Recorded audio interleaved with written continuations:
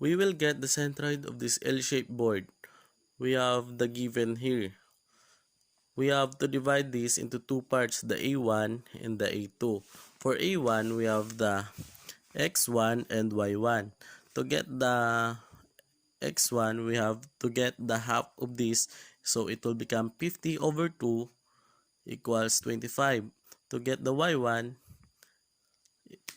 we have to divide the y1 from 2, so it will become 2. To get the area of the A1, we have to multiply the length of this X1 and Y1. 50 times 4, it will become 200. For A2, we have the X2 and Y2. To get the X2, we have the length here 4 over 2 equals 2. To get the Y2, we will subtract 50 minus 4, it will become 46, and we get the length here.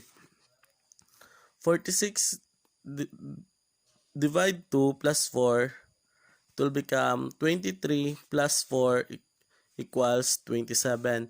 To get the area of this A2, we have to multiply the length of this X2 and Y2. 46 times 4, it will become 180. We will solve for the X and Y axis.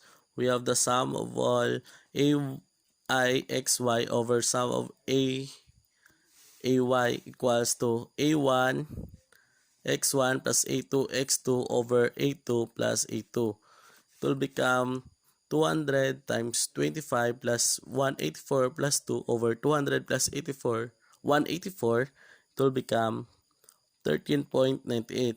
So like the x-axis, the solution for y-axis is also the same, and their centroid is 13.98. Now, we will solve for parallel access theorem, and we have a given here.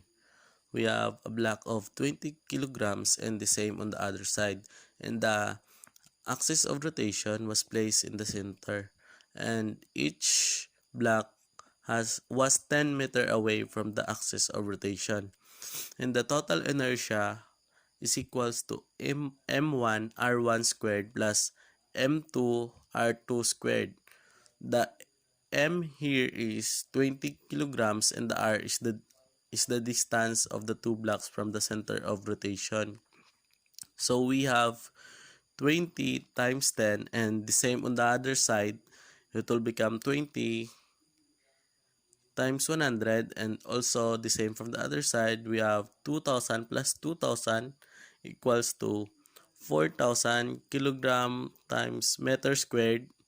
We have, and that is our inertia if the center of rotation was placed in the center mass. To solve for the new inertia, we will try to move another 10 meters from the center of rotation. We will transfer it into the center of the other block. So we will have now the equation new inertia equals to m1 r1 squared plus m2 r2 squared equals 20 times 0, 0 because the center of rotation was placed in the center of the block, and it has a 0 distance. So for the other side, we have 20 times the distance here is 10 plus 10, it will become 20 squared. So we will now get 20 times 400, and we have the new inertia of 8000 kilogram times meter squared. Now we will solve the composite area, which we have two different shapes combined, and we have given here will 5 centimeter, 5 centimeters. So the width of this is 10 centimeter, and the length of this is 6 centimeter, and from this is 8 centimeter and 2 centimeter. We will divide the two shapes into two parts, the area 1 and the area 2. To get the area, we have the formula length times width, and we have 6 centimeter in the length from this side, from the area 1, and we have the width which is 5 centimeter. So 6 centimeter times 5 centimeter will become 30 centimeter squared, and that is the area of the area 1.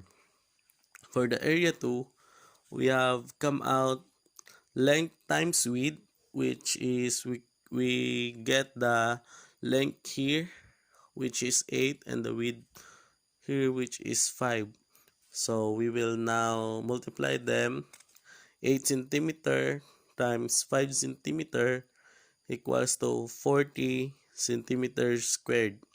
For the total area of this, we have to add 30 centimeters squared plus 40 centimeters squared, and we have the total area of 70 centimeters squared rather.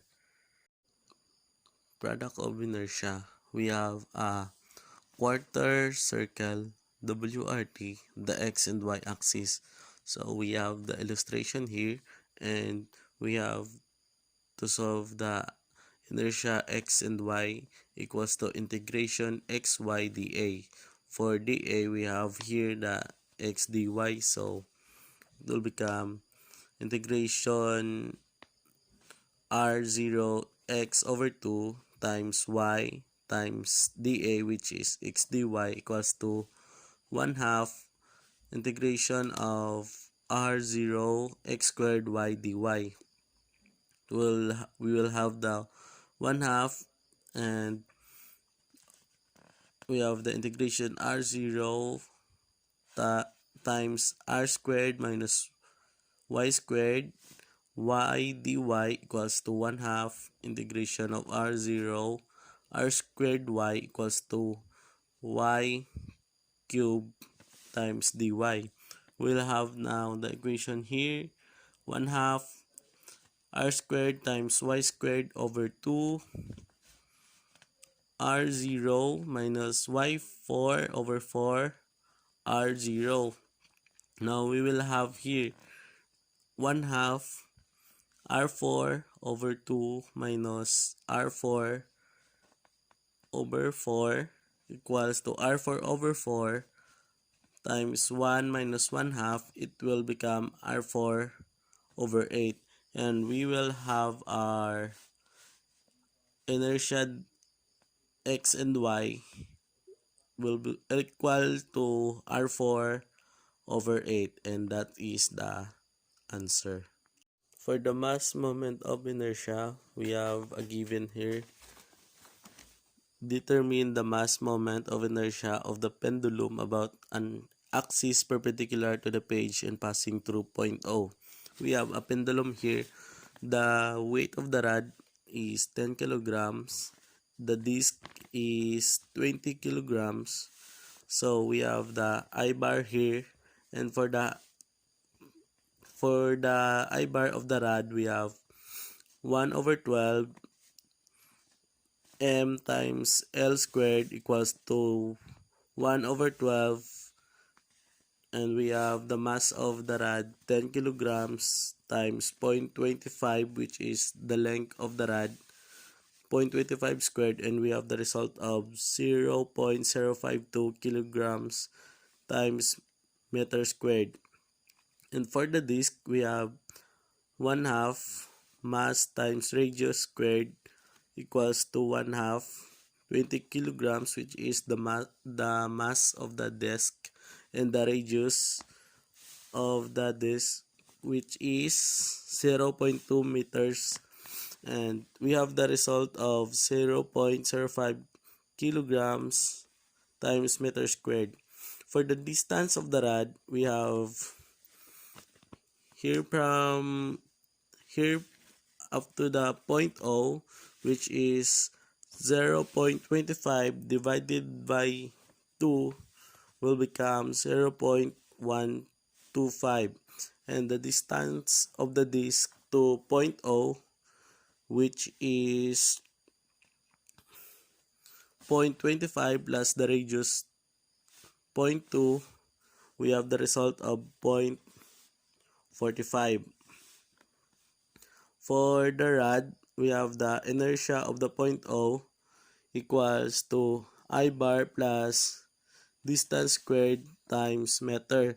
So we have the distance of the rod, which is I bar rather, which is 0.052 plus the distance of it, which is 0.125 squared times 10, and we have the result of 0.208 kilograms times meter squared. And for the disc, we have inertia of point O equals to I bar plus D squared times M. So we have the 0.5 here, which is the I bar, and we have here the 0.45, which is the distance of the disc to point O. We have 0.45 squared times 20. The result is 4.55 kilograms times meter squared. And we will add these two, and we have a result here of 4.758 kilograms point meter squared. Thank you.